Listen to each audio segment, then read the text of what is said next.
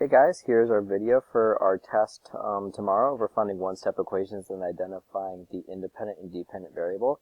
So remember how we do these is I want you guys to take a look at the problems that we're doing, do them on your own, and then check back with my work to see if it matches up. So our first question here says, write the word sentence as an equation. So our word sentence says a number x decreased by 3 is 5. One second, I'm going to get a pen here. So we want to circle our important parts. So first we have a number x. We know that that is going to be our variable. And then we have decrease, which is another important word. Decrease, we know that that means minus. And then we have two important numbers, 3 and 5. And then lastly, we have this word is here, which means equals. So what we're going to do with this is now we're going to form an equation with it. So the easiest thing to start with is the is. So we have equals 5, but then we need to figure out what's on this left side. So it says a number x decreased by 3. So x is going to come first. Decrease means minus, so I need a minus here. And then I have a 3. Now, if you're ever not sure where this minus goes, because we can't go both ways with minus, it's one way that works, you need to plug in like any number for your variable here and see if it makes sense in the sentence. So let's pretend we plugged in 8 for x. If we said 8 decreased by 3, we know that that's 5, but the only way that we got that is by doing 8 minus 3. We could not have done 3 minus 8. So our second one here says a number a divided by 7 equals 14. So I'm going to highlight the important parts. 14 equals 7 divided, and then our a, which is our variable. So if I make that into a sentence, I'm going to start with my equals. So I have equals 14, then it says a divided by 7. So when you're writing a divided by 7, this is how it should look. We shouldn't write it like this. That's wrong. We don't want it to look like that because you won't see it like that anymore. So make sure you write a over 7 is equal to 14. Alright, moving on to our next one, we have, let's see here, 13 less than number r is 18. So I have 13 less. Then I have a number r, so that's our variable. I have is, and I have 18. So I'm going to start with my equals. 13 less than a number r. So actually this time I'm going to have the r first and the 13 second. Because if I plugged in a number for r, let's say 20. If I said 13 less than 20, that's 7. But the only way you can get that is by putting the 20 first. So my variable needs to go first. Now for this next one down here, I have 26 is the product of a number y and 2. Okay? I'm going to start with my equal sign. So I have equals, actually 26 equals because it says 27 is, or 26 is product. I know that that's multiplication of a number y and 2. So I need to multiply these two together. Now when I multiply them together, I'm going to get 2y, not y2. You always have the coefficient first and the variable second. Alright, what this next one is asking us is, let's see, it says write an equation that can be used to find the value of x. My area is 84 square units, and I'm trying to write an equation to find my area. Now remember, area is my base times my height. I already have my base, which is 12, and I have my height, which is x. So my area is 84, so I can write 84 is equal to my base, 12, times my height, which is x. But remember, you can't leave it here, because you can simplify this part right here. You can make that 84 is equal to 12, x. And that's the same thing as writing 12x is equal to 84. Both of these are okay. Both of those work. Let's move on to the next one here. Here it says solve the equation and check your solution. So we did a lot with this. The most important part is to always remember your train checks. That's our first step. Okay? After we do our train checks, we need to get our variable isolated. Isolated is just a fancy word of saying on its own. So right now the 4 is over here. We want to get this 4 away. So how we're going to do that is, since this is a positive 4, we are going to subtract 4 from both sides. Draw our equal sign down here. Now we can actually do some work. So plus 4 minus 4, those cross out. Just left with k, and 14 minus 4 is 10. Now the second step of this is to check your work. Remember on your test, oops, got rid of my train track. On your test, there are 3 points for each question. So 1 point is for showing your work. 2, the second point is for getting your answer right. So I'll just say answer. And 3 is for checking. So you need all 3 steps. So here, even if you got it right, this is only 2 out of the 3 points. The third point is to check your work. So how you do that is you rewrite your original, you plug in whatever answer you got in parentheses, and then you solve. So 4 plus 10 is 14, 14 equals 14, little check mark. Alright, so you need all of that. So here's our second one.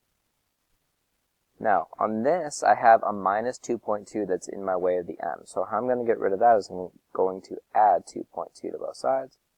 Draw my line, draw my equal sign. So this is now going to be 5.7, and cross those out, equals m. Okay? But then remember, my second step is to check my work, so I'm going to rewrite it over here. I'm going to plug in my value for m.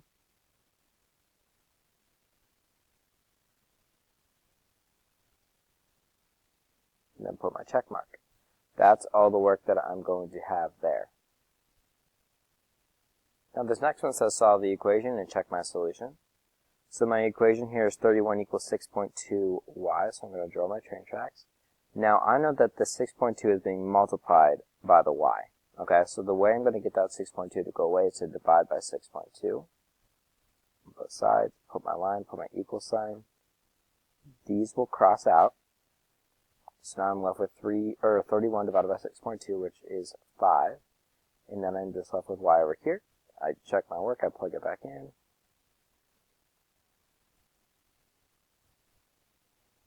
We always plug in with parentheses, 31 equals 31, check mark. Then for this one over here, I have w divided by 3, so that's division. Remember how we cross out division is we multiply. But we need to multiply on top each way. Now these cross out. My line, so now I am just left with w here, and on this side I'm left with 24. So w equals 24, then I plug my answer back in.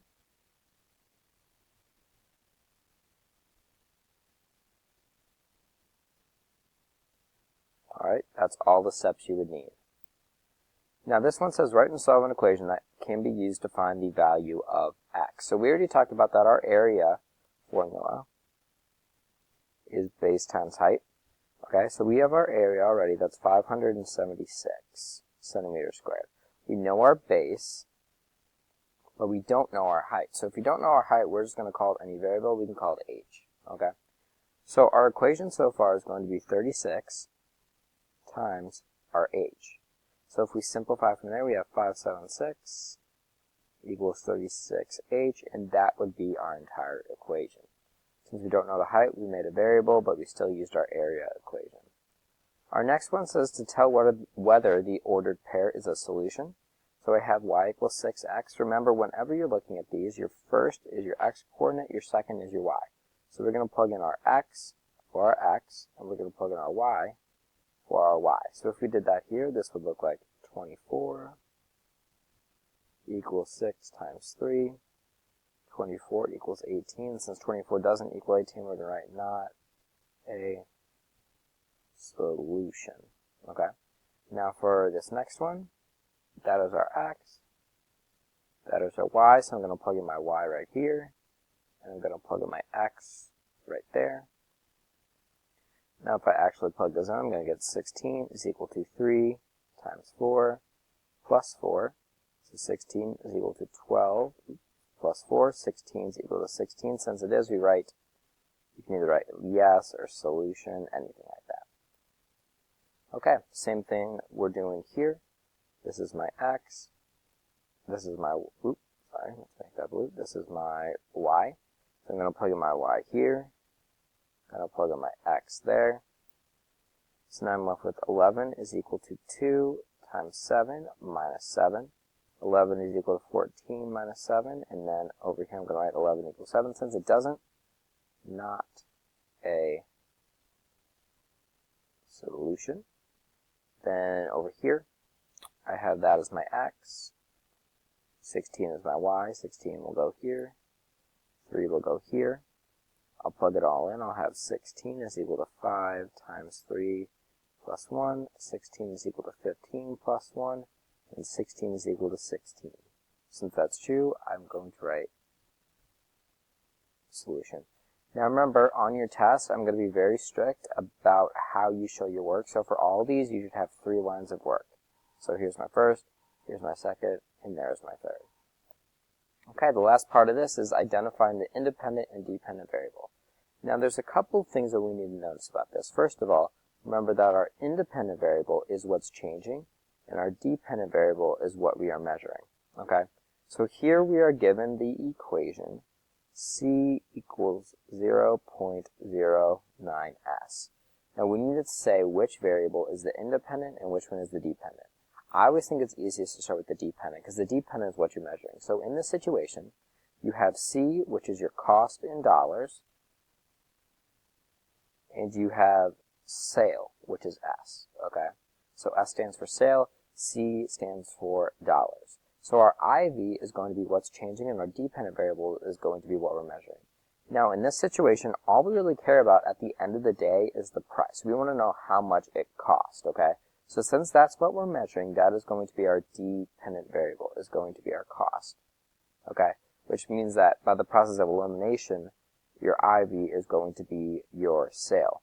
Now another way to think about that is that the sale price, or the amount that the person receives for selling something, that is going to be what is changing, because it depends on what a person buys, but the cost is what you're measuring, okay? Now on your test, you can't just leave it like this. I actually want you to write it out. So your IV, you should say sale, and your DV is going to be, let's see, so C, it stands for cost, or no, it stands for commission, actually. Okay, so you'd actually have to write it next to the word, okay? Now, if you made it to this point in the video, you will have an opportunity for extra credit. All you will have to do is on your test, I want you to write your name in all capital letters, okay? All capital letters for that one. Now, the equation T equals 12P plus 12, so we need to find our independent and dependent. So here, let's see, what does T stand for? T stands for total cost, and P stands for a tip of P%, okay? So just like the last one, you can kind of notice a pattern that when you have something on its own out here, that's usually going to be your dependent variable. And then whatever variables with a coefficient, that's going to be your independent. Another way to think of that is that you care about the total cost. That's what you are measuring at the end of the day. But the amount that you tip somebody, that's what's going to change. But I still want you to write it out. So your IV, that is going to be a tip of P%, and your DV is going to be what you're measuring, which is the total cost. All right, last one here. It says a movie ticket costs $8. We need to write and graph an equation. So we have two variables here. Our first one is going to be our ticket. Okay, so we're going to use T for that one. So T stands for ticket. And then we also have our total, actually, maybe it's blue. We have our total cost. So we need to form an equation. Our equation would be that the total cost is equal to $8 for each ticket, okay? Now the next step is to graph this. How we graph this is we have an XY table, okay? We plug in values for our X, which is our independent variable, which we know is T, and we see what happens to Y here, okay? So if I plug in X, so let's say I bought 0 tickets, that would be $0. If I bought 1 ticket, that would be 8. 2 would be 16, and so on. Then you make sure you have a graph. On your x-axis, you have your independent variable, which is tickets. And on your y, you'd have cost. Then you plot your points. So here's 1, here's 2, here's 8, here's 16. And it should form a straight line if you did it right. Okay? Now, so this is the end of this video. So what I want you guys to do is make sure that you got everything. If you need help, you can come in early tomorrow morning. I will be there to help you out. Just let me know. But other than that, good luck, and I'll see you tomorrow.